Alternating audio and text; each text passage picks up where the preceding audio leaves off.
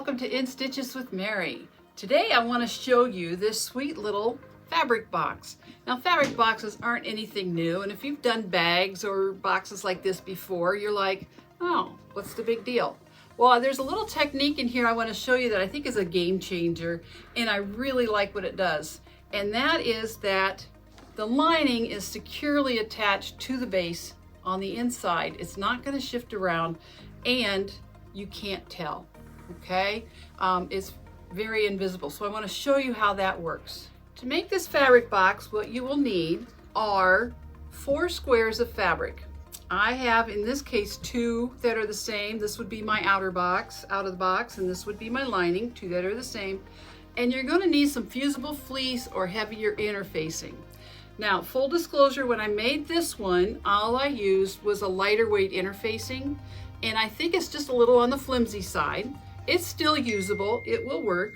This one I did use the fusible fleece, and it just has a little bit more stability. Another idea is that all 4 of these squares can be different. So if you wanted to use a charm pack, not a charm pack, a layer cake, and use 4 10-inch squares, that works too, and you can see you get a fun little appearance on the outside when it's done. So what you're going to want to do is to apply your fusible fleece to the wrong side of the outside of your box. The fabric you're going to use for the outside of the box, apply your fusible interfacing to that side. And when you have those attached on all 4 pieces, you're going to want to draw your square to box this up.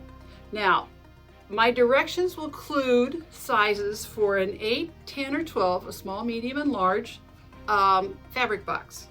In this case, if this is an 8-inch box, you're going to cut a 2-inch square out of each corner. If it's an 8-inch square, a 2-inch corner out of each one. You're going to do the same for the lining and your outer fabric.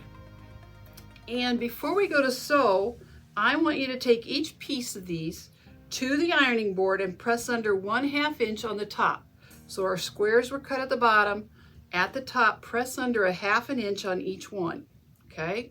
So you would do this as well. Press this towards your fusible interfacing and press that under 1/2 inch.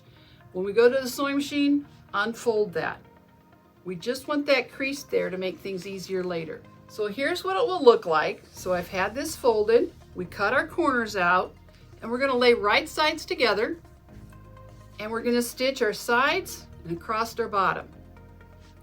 Easy done. I'd recommend even back stitching at the top and the bottom of each of those sides. And we're going to box our corners. Easy to do now that our corners have been cut out. Match your side seam to your bottom seam and stitch across here 1/4 inch. You're going to do the same thing on the other side. What that will look like is this. So this is going to be my lining. There's no interfacing on this. And you're going to have your boxed, you can start to see your box come together. I want to leave it laying like this because now here is the outer box, the inner box. We're now going to take this bottom seam that we stitched, and we're going to lay the 2 bottoms together. You see how that's going together? And we're going to sew those boxed corners. We're going to stitch right on top of our previous stitching.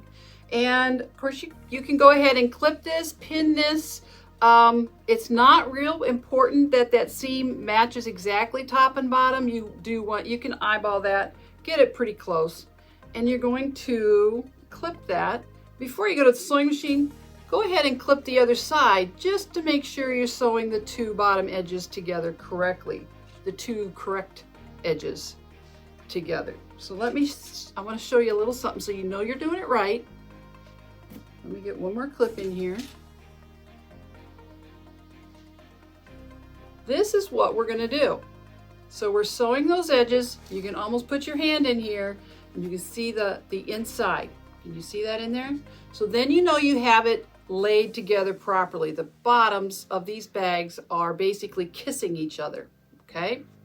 Once you have that sewn together, I have one done here, all that's left to do, reach inside and pull your lining in